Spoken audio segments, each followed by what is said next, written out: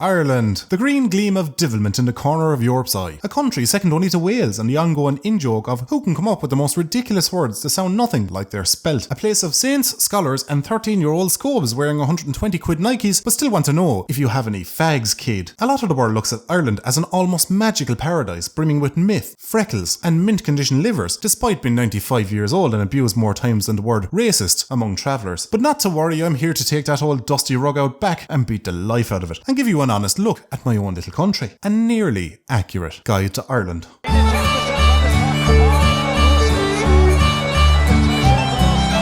Many of the Irish are fond of sport, be it the intensity and gripping nature of sport or just an excuse to get a scatter of pints in. But there's one class of sport that rules above all others in Ireland, and that is hurling. Hurling, for those not familiar with the sport, can be loosely compared to ice hockey, only it's in a field with harder, heavier bats and a lot less protection. I say loosely because that's a lot like comparing a pillow fight to MMA. With the exception of the English, there's few things that can divide the nation quite like hurling. Due to county loyalty, family and friends, who often only live 5 miles away from each other, harbour grudges and argue with a ferociousness only matched by the water charges incident of 2015, wherein a government attempted to tax an already overtaxed population for something that is famously known to fall from the sky on a nearly hourly basis, which broke the country down into two main groups: those who refused to pay and those who were spineless sheep that became suspiciously quiet when it all eventually fell through. Yes, we still remember who you were, and yes, we do still talk about you behind your back. But coincidentally, hurling only actually exists because of the English, or more accurately, as a byproduct of the English. In the 1920s, while Ireland was locked in a battle with the English, and due to hostilities kicking off from the IRA, the English put together a team of heavily equipped soldiers, called the RIC, to quash the Irish rebellion. They became known as the Black and Tans, due to the colour of their mascara. Outmanned and outgunned by these World War I hardened and equipped team, the underfunded IRA R&D team was forced to develop a weapon that was cost effective, ideal for countering hand grenades, and looked a little bit like a gun in the dark. The weapon that they developed was the hurl, given this name due to its use for smacking or hurling hand grenades back at the English before running up and beating the shite out of them. A tradition I'm happy to say is alive and well in the sport today. Do you go to all the matches?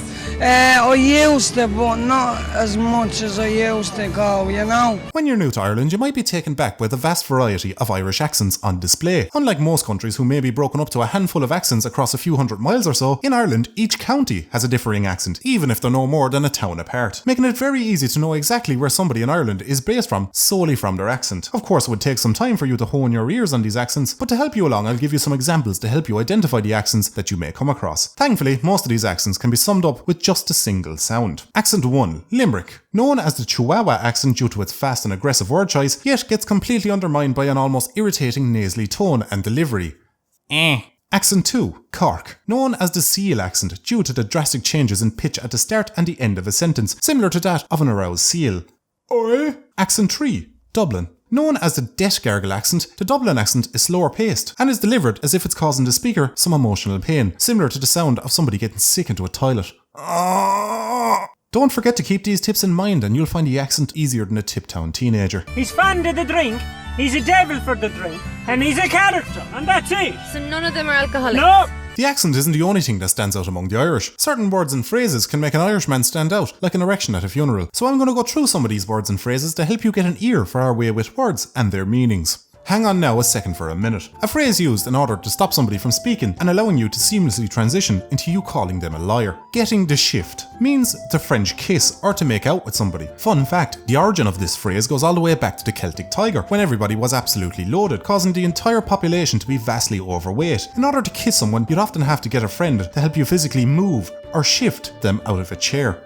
Stop, often meaning tell me more or to acknowledge what somebody has just said. The mother, meaning my mother. Fun fact about Irish mothers, they don't actually raise their kids. Irish mothers only actually perform one task throughout an Irish person's life, and that is to inform their children of who has died this week. Queer, meaning very or big, but can also mean weird, strange or odd, not actually related to the slang term queer. Example, that queer has a queer Mickey that tasted queer. Happy out. The yolks have kicked in and I'm coming up like a f***ing bastard. The Jacks, meaning toilet or bathroom, named after Jackie Jacks, the first man in Ireland to own a toilet. Arseways typically means wrong or went wrong. Example, you told that joke, pure arseways. Asher look, or look it. Used in a unique way to the Irish, it's often put just about anywhere in a sentence to help keep up the flow of the conversation. The closest meaning in the ordinary English dictionary would be yeah, or what can you do? I will, yeah.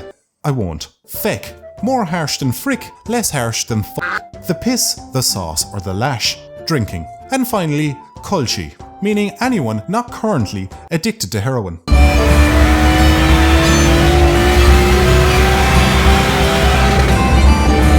So a lot of you must be wondering what it's like for a fella growing up in Ireland, and I can tell you as soon as he hits 17 and gets that provisional licence, it's a life of glitz and glamour. It's all about tinted windows, loud exhausts and failed NCTs. It's about big spoilers, handbrake turns and no insurance. It's about black ice, blue neons and orange young ones. Of course I'm talking about the ever omnipresent boy racers, a culture of car enthusiasts that live their life by phrases like if it's not Jap it's scrap, if it ain't rubbin, it ain't V-dubbin, and you'll need a f***ing magician to sort out the emissions. They live, breed and often sleep in cars. It's cars for breakfast, cars for lunch and drive-through McDonald's for dinner. So in essence you might be wondering what exactly is a boy racer and what do they do? Well, a mostly nocturnal creature, boy racers typically only come out between the hours of 8 PM and 4 AM to gather in local car parks and talk about cars, do several hundred laps of the town and shout playful abuse at attractive women while driving past. Scientists are still unclear on how exactly this works for a mating call at attractive women, but the research is ongoing. What is known about boy racers breeding is that the high majority of them possess a more vultuous, honourless behaviour. Oftentimes, one lone male will venture outside the group and eventually return with a female of his own. This sparks a feeding frenzy among the rest of the boy racers, even those closest to him, wherein they'll attempt to steal the female and claim her as their own, using techniques such as peacocking with their cars and modifications, messaging them on the QT on Facebook, and taking them for a spin at 1 o'clock in the morning to a quiet field, woods or side of the road. Back in the early naughty noughties, boy racers had somewhat of a bad reputation among the general populace, known as criminals who drive around at dangerous speeds on public roads, destroy roads with tyre marks, wake up half the town at 2 o'clock in the morning with a 2 grand straight through stainless steel HKS exhaust with a pure mental induction kit slapped onto a Nissan Micra, and who had a very unhealthy obsession with these particular wolf race allies. But these days their reputations are somewhat a little bit more positive due to an ongoing battle with local taxi drivers. You see, given boy racers' fondness for staying up late and doing laps of the town and the laughable state of small town taxi services, they often offer and they're asked by their friends to drop them home after the pub or club. This has caused a loss of business to local taxi drivers, according to taxi drivers, though this is hotly contested by statisticians and researchers who performed a 6-month-long government-funded study by going out to bars and clubs every weekend and attempting to get a taxi home every night. They concluded at the end of the study that taxi drivers were, and I quote, as reliable as a pound shop condom, and added the service that they received from the boy racers as a substitute was of a much higher standard, stating, "They even brought us the smacks for a taco chip and all, absolute legends."